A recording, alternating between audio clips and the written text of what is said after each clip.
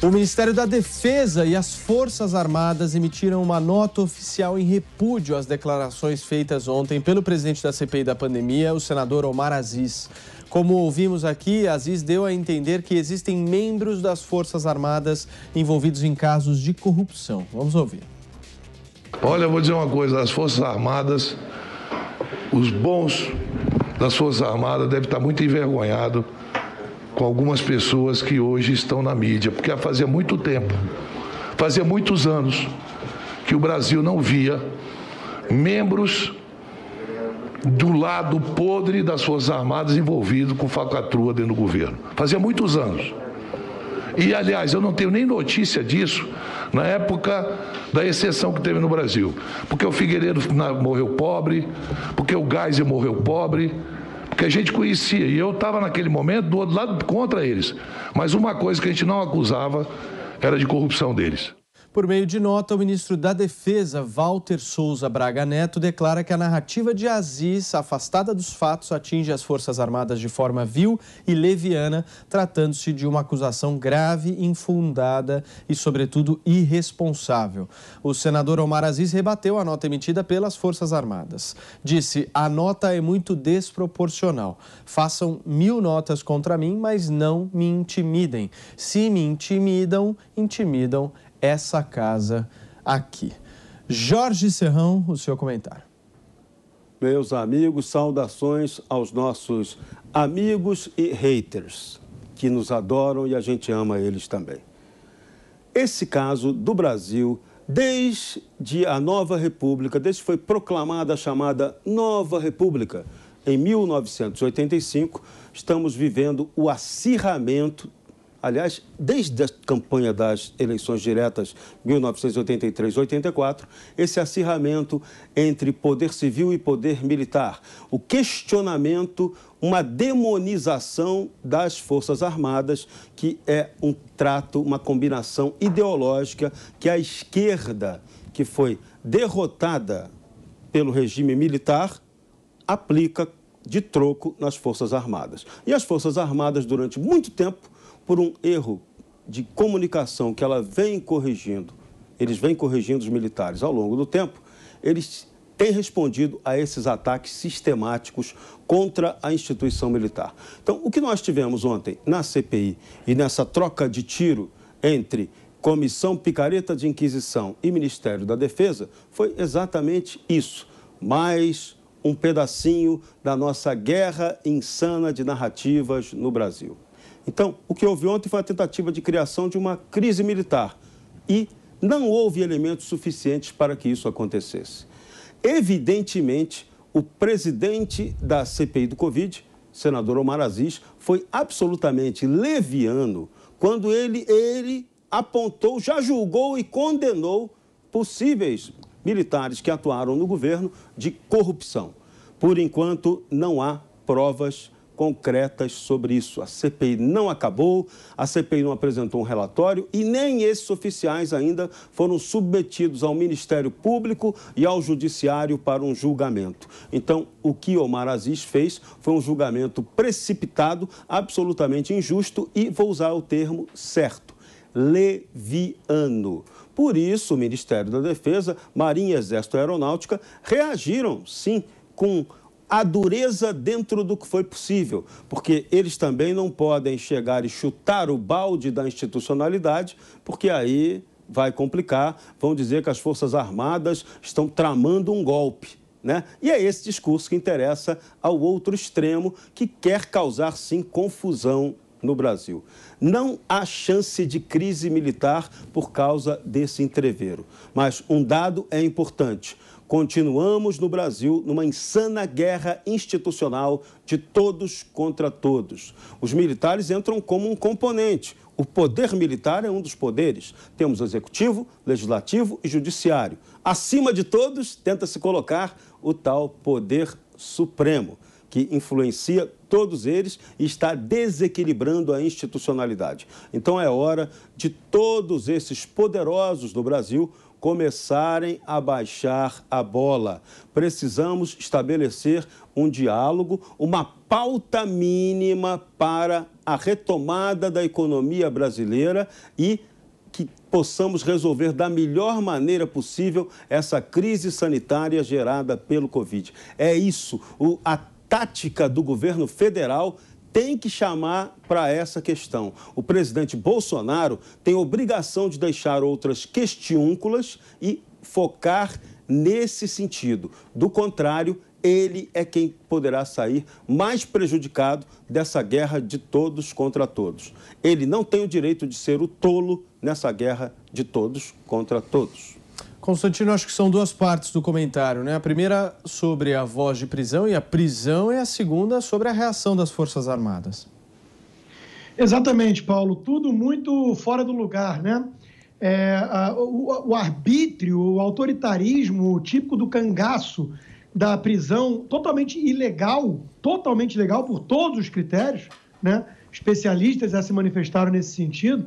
É o ápice do autoritarismo dessa CPI, que começou muito ruim. Agora, a nota de repúdio das Forças Armadas ela é uma nota sóbria. E eu acho até que no ponto certo, porque não vale a pena causar uma grande crise institucional por conta de Omar Aziz. Eu acho que eles estão querendo isso, estão cavando isso, mas eu acho que as Forças Armadas estão sabendo lidar, apesar de críticas do lado bolsonarista. Tem muita gente que acha que notinha só não resolve mais nada, porque já tem uma espécie de abuso, de golpe escancarado, mas querem o quê? Querem que as Forças Armadas já tomem uma ação? É óbvio que isso não seria adequado. Então é preciso ter alguma cautela aqui, alguma prudência, características, inclusive, típicas do conservador, né?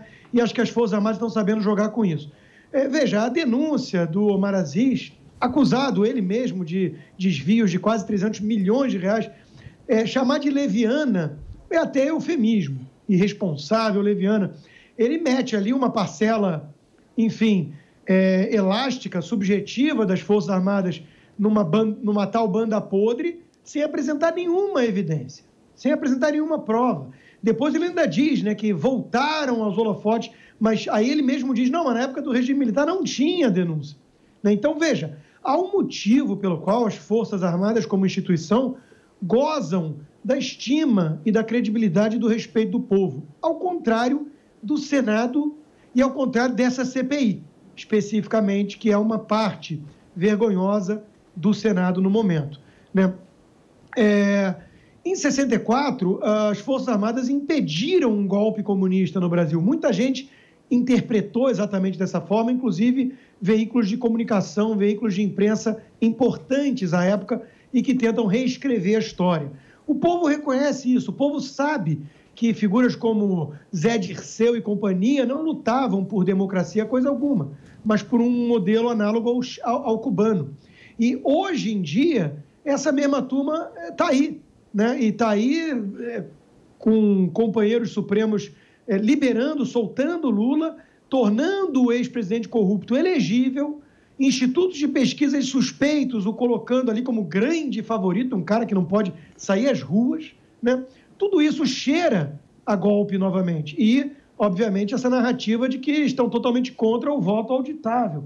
Por que temem mais transparência? E aí vem esses abusos todos, prisões arbitrárias. Então, o conjunto da obra não está cheirando bem. E as Forças Armadas estão atentas. Quando teve a soltura do Lula, teve nota, né, alertando, chamando a atenção para o perigo, né, por meio de generais e tudo mais. Então, eu não tenho dúvida que as Forças Armadas estão atentas. Agora, tem uma turma que parece estar provocando muito, querendo cavar a falta, né? Tá louco para ver aí as Forças Armadas tendo que tomar uma medida mais drástica para validar toda a narrativa de ameaça, o bolsonarismo colado com os militares e tudo mais. E não é nada disso. Na prática, quem está esgarçando totalmente o tecido institucional e também social são exatamente esses representantes do tal mecanismo, do tal establishment. Figuras como o presidente Omar Aziz, um senador lulista, que dá voz de prisão ilegal e que depois tenta atrair para a lama da qual ele faz parte, né, instituição séria como as Forças Armadas. Então, está tudo muito ruim, né? A história não se repete, a história rima, como dizia Mark Twain, eu espero que no Brasil a gente não veja uma rima tão pobre como aquela da década de 60, que já tinha que estar devidamente enterrada. Mas veja, a provocação está vindo do lado desses que se dizem democratas e salvadores da pátria e que estão fazendo de tudo para expelir Bolsonaro do poder na marra. Isso não vai funcionar. Tem que combinar com 58 milhões quase de eleitores. Bruna, a sua análise.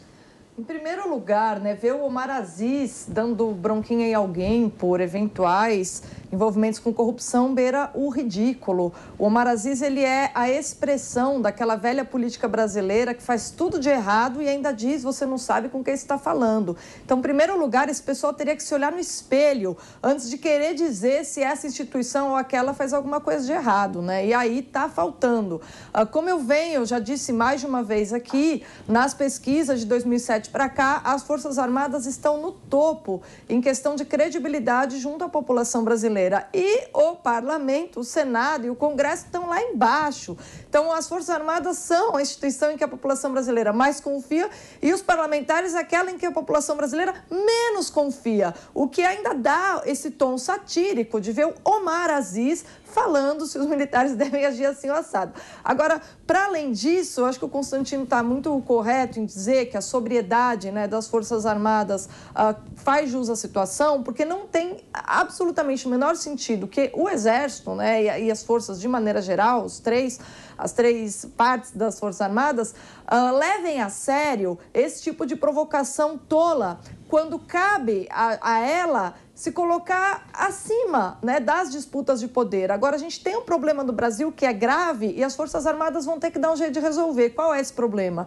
Desde a criação da República no final do século XIX, o Exército ele tem frequentemente se envolvido com política, Aí a gente chega ao ápice nos anos 60, a gente tem a intervenção, de fato, para que os comunistas não deem um golpe na população brasileira e não tomem o poder, o Exército intervém para evitar o pior, mas, em vez de ficar apenas 2 anos no poder, acaba ficando tempo demais, acaba ficando 20. Isso promove um desgaste das Forças Armadas como agente político na sociedade brasileira. E é justamente aproveitando esse desgaste que gente como Omar Aziz aproveita para fazer essas provocações, Lembrando que isso, obviamente, não foi intencional, mas o fato de as Forças Armadas terem demorado tanto para devolver o poder aos civis após a intervenção ali em 64, acabou matando a direita civil no Brasil, Acabou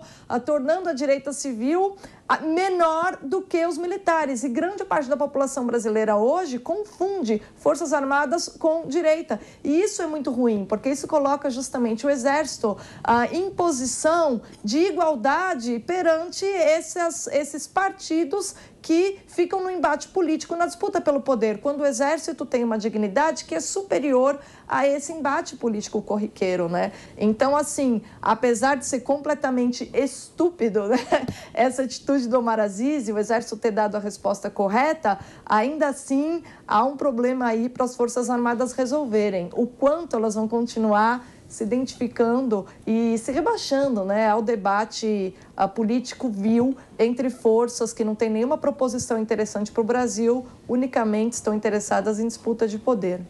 Muito bem, Serrão e o ministro da Defesa, Braga Neto, foi procurar o presidente do Senado, Rodrigo Pacheco, para colocar alguns panos quentes nessa história. É necessário que isso aconteça, o diálogo tem que ser restabelecido entre as instituições no Brasil. Agora eu chamo a atenção de você para a importante enquete de hoje desse programa. Você acredita que possa haver corrupção nas Forças Armadas? Pergunta provocativa, relevante. Por quê? O Brasil é dominado pelo regime do crime institucionalizado. A associação delitiva entre bandidos de toda espécie, os 3 poderes da máquina estatal, ou quarto, se você quiser incluir aí até o militar, para fins delitivos. Então, essa é uma questão séria que tem que ser debatida estruturalmente, como a gente sempre tem pregado aqui. Agora, a diferença, pode haver corrupção nas Forças Armadas? diria que a chance é grande, porque a corrupção está no Estado brasileiro.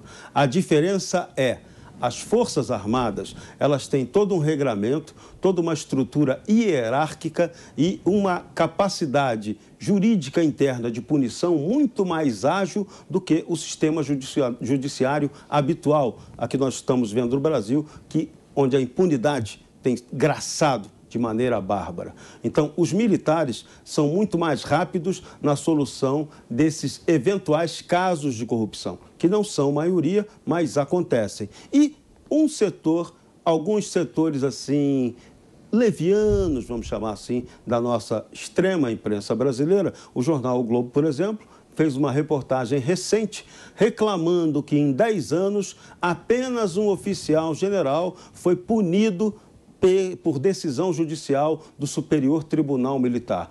Isso pode ser lido de duas formas. Ou não houve crimes, ou eles não foram apurados, ou o que foi apurado decentemente. Não houve rigor seletivo e houve outras formas anteriores de punição que não a punição final mais rigorosa. Mas há um controle nas Forças Armadas, elas têm proteção contra a corrupção. O resto da sociedade brasileira, o resto do mecanismo estatal brasileiro não tem. Por isso que nós defendemos que é preciso um controle direto da sociedade sobre o Estado brasileiro. É essa discussão desse mecanismo novo de controle que nós temos que desenvolver no Brasil. Você, Bruna. Olha, é importantíssimo isso que o Serrão acabou de falar, porque eu justamente estava pensando aqui em chamar atenção para a gente comparar os vencimentos dos militares com de qualquer outro servidor. Se você comparar os salários do Exército com os salários de professores universitários, os brasileiros ficariam chocados. Se você comparar, então, com parlamentares, ficariam mais chocados ainda. Os militares, eles têm um salário baixo, considerando a quantidade e o teor das responsabilidades que eles carregam nas costas. Ainda assim, é uma instituição responsável e que está acostumada a trabalhar na base do cobertor curto, fazer muito com pouco. O orçamento não é suficiente, considerando o tamanho do Brasil, e os salários não são dos mais elevados, tá? Vamos repetir aqui, inferiores a professores universitários, muito inferiores a parlamentares. E ainda assim, justamente por causa do mecanismo de contra a corrupção, que funciona muito bem ali, como o Serrão acabou de indicar, você não percebe esse tipo de escândalo, enquanto que no Congresso a gente não pode dizer o mesmo, né? Os salários, parece que no judiciário igual, tem muito juiz aí que vem de sentença. As pessoas dizem, o salário tem que ser alto para o juiz não se corromper, mas não é o que a gente vê por aí, né? Então, realmente, o que faz a diferença, pelo visto, é não só o patriotismo dos militares, que isso é algo que não se pode tirar deles, como também os mecanismos internos de defesa que têm se mostrado, de controle que têm se mostrado efetivos. Você, Constantino? Eu acompanho os relatores, né? Veja, sobre a nota do presidente Pacheco, eu acho que foi uma nota sóbria também, né? Ponto, águas passadas. Eu acho que caberia um pedido de desculpas em público do senador Omar Aziz, mas vindo de onde veio o ataque, melhor talvez seja só a nota e ignorar mesmo, porque ninguém sério leva ele a sério, né?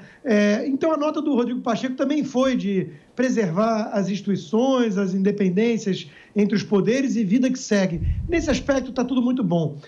A pergunta do nosso programa de hoje, ela é difícil, porque é óbvio que dentro da instituição das Forças Armadas podem existir corruptos.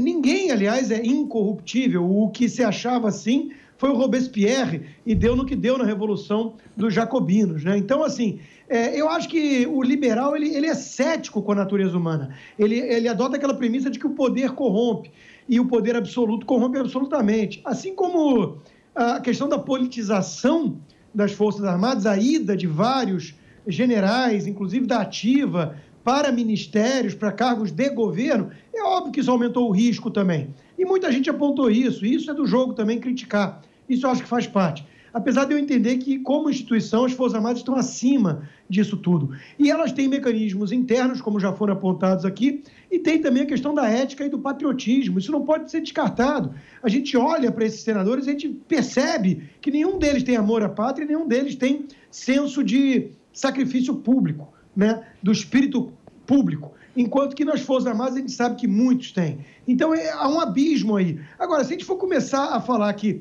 toda árvore pode ter um fruto podre, aí é o discurso do cínico, é o discurso do desconstrutivista, que não quer que fique pedra sobre pedra, porque ele tem uma agenda anárquica, nihilista. Veja, o que a gente vai dizer da imprensa?